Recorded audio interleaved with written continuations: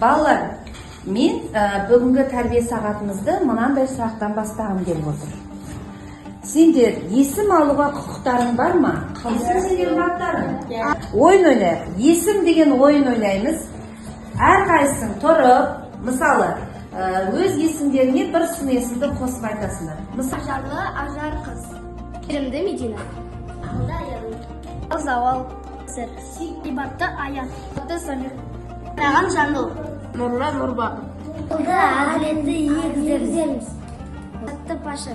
Антакен Нұрдәулет. Айбарлы Амир. Анда Букая. Арманды Анвар. Айсерім. Айнаған Гүлжан. Білімді Айша. Ұлы Сабина. Тиметті Мұхаммед. Екен білдіреді. Ендеше бүгінгі сабағымыз туралы жазылған конвенция. Осы 20 қараша, яғни бүгін бүкіл дүние жүзі бойынша балаларды қорғау күні. Бүгін балаларды қорғау күні. Бұл күні балалар құқығы туралы халықаралық конвенция. Балалардың құқықтарын қорғау туралы ережелер. Өмір сүруге. Бала құқықтары туралы конвенция. Адамзат баласының туған кезінен 18 жасқа толғанға дейінгі құқықтар мен бостандықтан бекітетін халықаралық құқықтық актігі. Бала құқығы туралы конвенцияда балалардың күні күндерін түсіндіріледі. Сондай-ақ олардың барлық құқықтары мен үкіметтің міндеттемелері тізіліп көрсетіледі. Барлық құқықтар өзара байланысты. Олардың бәрі бірдей маңызды және оларды балалардан бөлек құрастыру мүмкін емес. Ата тегін алуға. Отбасылық тәрбиелеуге. Қоғамдық жұмыстарда араласуға. Бала құқығын қорғау конвенциясы 1989 жылы 20 қарашада қабылданды.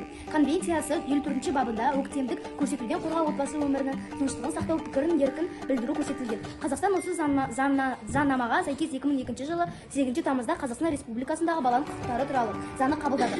Әрбір Қазақстан Республикасының ата заңын сақтауға құқығы. Қазақстан Республикасының қорғау әрбір азаматтың міндеті.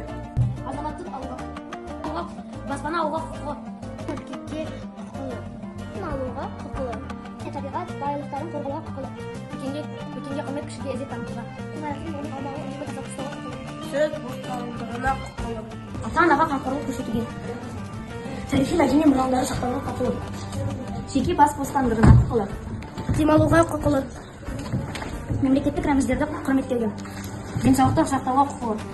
Тарихи ескерткіштерді қорғауға құқылы. Адамның ар мен намысын құрметтеуге құқылы.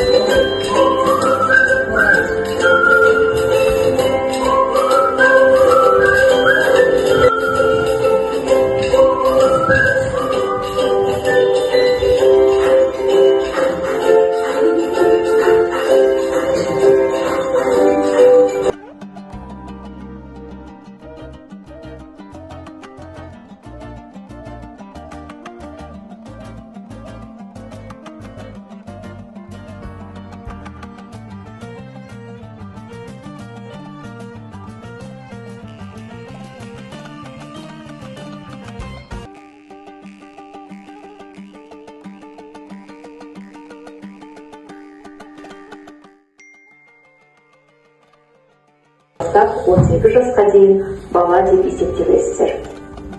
Ал енді 4-ші бапта балалардың тең құқықтылығы туралы жазылған. Яғни сіздер теңіңізге, нәсіліңізге, қай ұлтқа жататындығыңызға қарамастан барлық бала тең құқығымен үзінді келтірсе.